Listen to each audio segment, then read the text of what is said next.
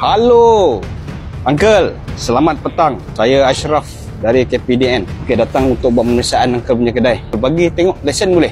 Ini kedai sudah berapa lama? 30 tahun lah. Sudah lama. Kalau 30 tahun berniaga mesti lesen semua komplit betul. Sekarang minyak paket memang tak ada. Gula dengan tepung ada. Gas ada. Kat mana barang gas? Harga jual berapa? 26, 60. Mana dia punya harga? 26, 60 sen. Dah lebih lama lah. Lama. Oh. Harga lama. Ini gas ada buat pengantaran ke Uncle? RM24.12. Ha? Tak ada buat pengantaran lah. Ini gula harga berapa? Pun harga tak ada. Jatuh lah. Aduh. Jatuh kat mana? Kalau betul jatuh lah. Kau mana dah pergi? Aduh Uncle. Lalu tak tampal-tampal jatuh. Macam ini ya. Orang nak masuk pun orang fikir banyak kali tau. Tengok. Macam ni ha. Saya nak kecilkan lagi. Wah. Uncle tengok ini. Sini pun. Ini warga asing pun duduk sini yuk. Uncle tengok warga asing sini datang. Assalamualaikum. Ini kalau orang datang masuk Uncle lah. Boleh pengsan tu. Ini tengok. Wah, ada dua ekor. Ini kejual ke ni? Aman nggak teman-teman? Aman nggak? Masih aman? Ini bukan jual. Ini dia duduk parking sini. Ngeram. Dia menggeram je. Lepas tu telur dia kasih jual. Bukan? Yang ni harga macam mana Uncle? Harga minuman. RM2. RM2 lebih. RM2. Wah.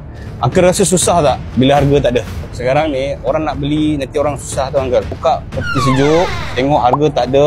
Uncle, berapa harga? Uncle nak jawab pun penat. Pelanggan biasa lah. Tahu. Itu pelanggan yang biasa. Pelanggan yang tak biasa Uncle, dia akan persoalkan. Jadi macam ni Uncle. Uncle boleh cakap sebab Uncle tahu harga. Uncle pun dah berniaga 30 tahun betul.